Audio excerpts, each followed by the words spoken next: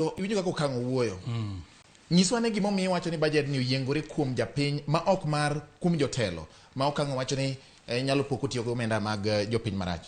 Kamano George Bati ng'eni jakuoringo kata onge ng'ama lawe kata nanoga kapo ni kane une skul ka ng'ato oketho hewa to wacho ni ng'ama iwinjo ma ka ng'ate ma bobukore gi wach kende ng'eni ka okango gi netimo biashara e handshake government koro giparo ni Kenya Kwanza bedwa go ohala wan waonge gi wach mar ohala nikech ok ochuno ni nyaka inyisi ni biro fight corruption en gima nyaka bed nyaka chwad kaluwore gi action ma ng'ato kawo. Ada nyisi ni budget ni en mar jopiny tada nyisi specific gima mi en mar jopiny. Mokwongo weche mag somo waketo 630 billion mano atamalo 26.4 mar budget te. Education ka in the next 10 years ingeni jomose bedo gani gin gidwa tiyo gi nyithindo moko somo ni gun siasa in the next 10 years Kenya ka dibedo ko somo kech opportunity di mejo moko ok nya yudo chance mar di education di education. JSS junior education ni wagolo from 15 billion otere to 25.5 billion. Waduoge e weche mag health mowacho no. Health wamiyo 141 billion. Manyiso ni ya osuptende wa Homa Bay, Migori, Makure idi kel equipment idi keto hospital yedhe idi yudore osuptende dakteche di ndiki jomiluongo ni community health workers okango gini ok dwa ni community health workers go chul. Manyiso ni pesa mar health ni dhi miyo health mar jopiny ni malo. Waduoge wach markets moko mano osebedo kigero mano tindo chung market 181 markets omi pesa di 3 billion mano nyiso ni markets gidwa losi markets mulo jopiny mama mboga mowacho no joma timo biashara matindo dhi timo biashara.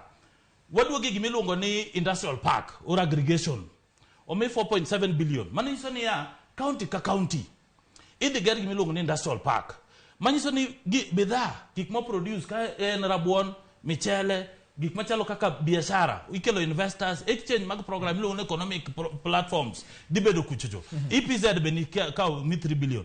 Waduoge fertilizer subsidy omi pesa di omi 5 billion. Subsidy nyiche nano kancho omi ji mbolea ji sani puro cham chiek nyiche wuotho dala kucho cham in fact in the next sani ji opuro seriously in the next few months bando ni edero in fact mbolea mano okelo gik mang'eny seriously. 5 billion omigi milongo ni feeding program nyithindo dhi chiemo e school ing'eni nyithindo mang'eny ok dhi school nikech gionge chiemo omigi 5 billion. In nyisa kendo apenji bende budget mane molos mar Kenya Kwanza ing'eni kiwacho gimolos ne jopiny onge gimolos ne wadosi gigi budget ni en mo omulo japiny.